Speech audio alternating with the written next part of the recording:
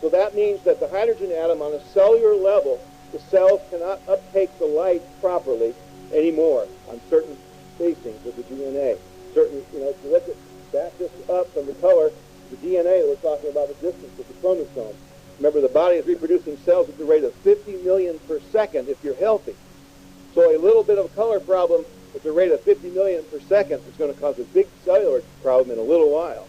For example, you saw when I tested with the glue how quick it failed, energy-wise, breathing the glue, and when we reset the DNA, how strong he could become, even though he was still breathing the glue. It's an instantaneous transition.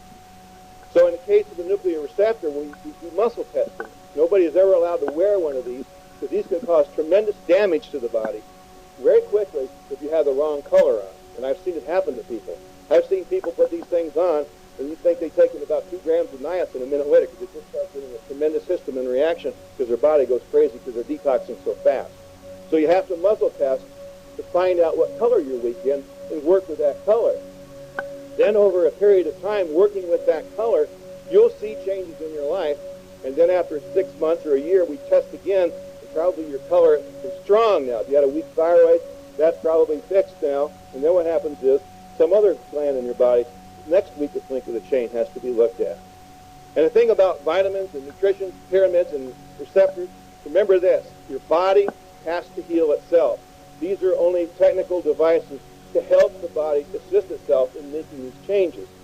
Unfortunately, the negativity of the environment is so overwhelming today, especially in big cities like this, that the body has a heck of a time trying to struggle to find out where the correct frequency is to get back on track. And that's not necessary to be that way. And people that really get into these programs, I use, for example, I have my own formulas of trace minerals and vitamins. I even have a liquid vitamin formula combined with a trace mineral now today. It's amazing because I found that by combining liquefying vitamins and mixing with trace minerals, they become assimilable so much faster within seconds. You can tell the difference. As a matter of fact, I tell people if they don't feel the difference in a few hours on our mineral formulas alone, they're not for them.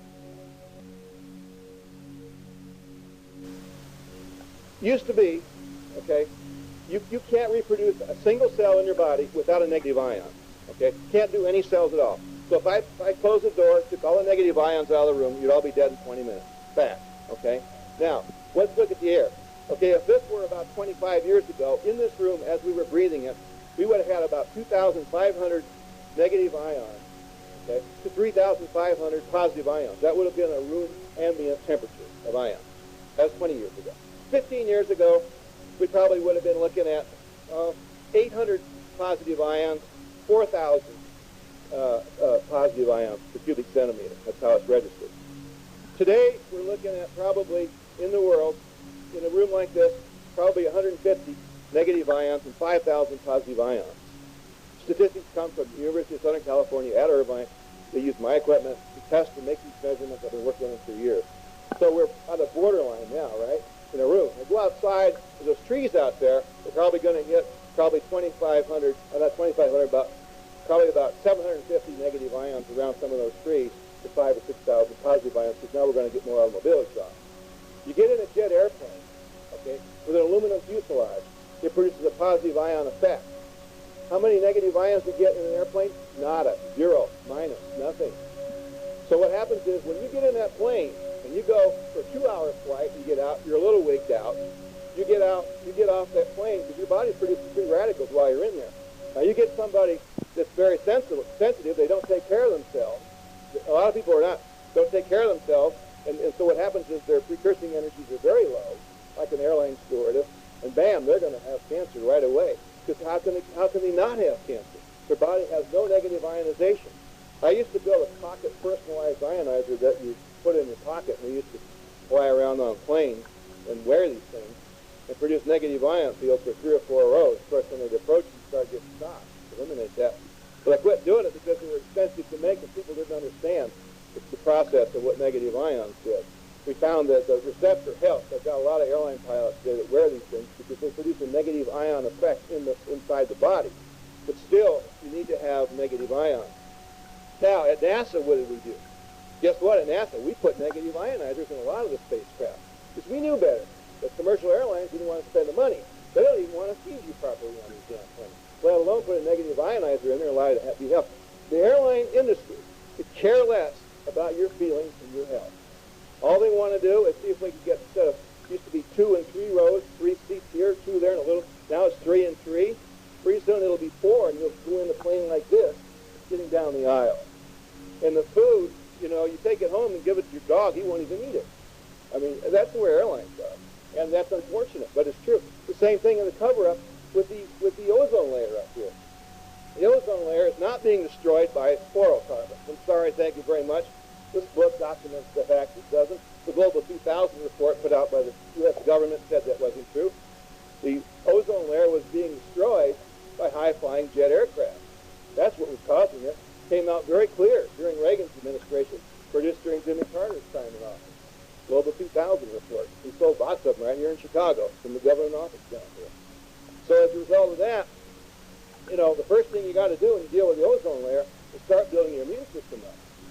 You know, I've never worn sunglasses. You don't have to wear sunglasses. You don't have to be afraid of ultraviolet. You have to develop what's called auric offset. Auric offset occurs when the synapses in your body are firing at such high rates that any kind of poisons coming in your body are immediately bound up and made into something positive. In other words, you take a negative electrical precursing energy and make a positive one out of it. And I just demonstrated that with the receptor and the glue.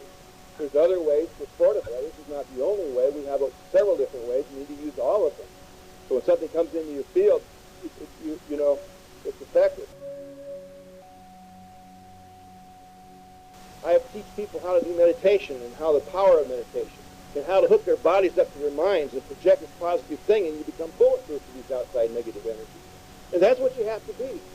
You know, I think the opening line in my book says it all.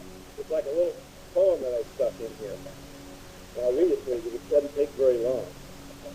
I wrote this back in 1985. If I can find it in the first part. Prophecies are for the weak who've lost their way in ignorance and thought history from a ship of fools, whom likewise lost their course and admitted defeat. We don't want to be a ship of fools. So live in the now and create your own reality, rather than riding in the wake of another and give our prophets some time to sleep. How many of you listen to this negative stuff and believe it? It's not going to happen. You're going to change it. You're going to make it different. You have to make a difference inside of you. You have to light the fire of truth and consciousness inside yourself, and that's what we got to do. And I've been away from this National Health Federation for a number of years. I came back last year because I spent a lot of time here with Betty Lee Morales and Dr. Christopher and all the original people that were the founders of it, and they were great friends of mine. And I didn't see Betty Lee Morales ever stand up here and worry about, you know, the body falling apart, what was going outside in the world. Nor did I ever see John Christopher and people like that. Well, I don't see people like that around anymore. It's gotten to be a dying breed. But the spirit lives on. And we've got to resurrect that feeling and not make these people's lives who guided me in my early days in this whole movement, make it a worthless endeavor. Let's make it a powerful endeavor. Let's bring this energy back. This federation needs to come and get lifted up again. I really hate seeing small attendance like I'm seeing at this show versus what I used to see 15 and 20 years ago. There's too much politics going on. We don't have time for that. Politics are what destroy things, you know. We need to unify the spirit of this thing, get our precursing energy centered, get our power up, our aura field up, and not let it come down. And not let when you go home and you're around people that are ignorant, affect you. And that's the hardest thing. That's why I designed these pyramids to go over beds and systems and ionizers to your house and these things called Star Orbs to get rid of ELS and all this other stuff that I've developed over the years. Because you have to go get high at home now. You can't do it in the environment out here anymore.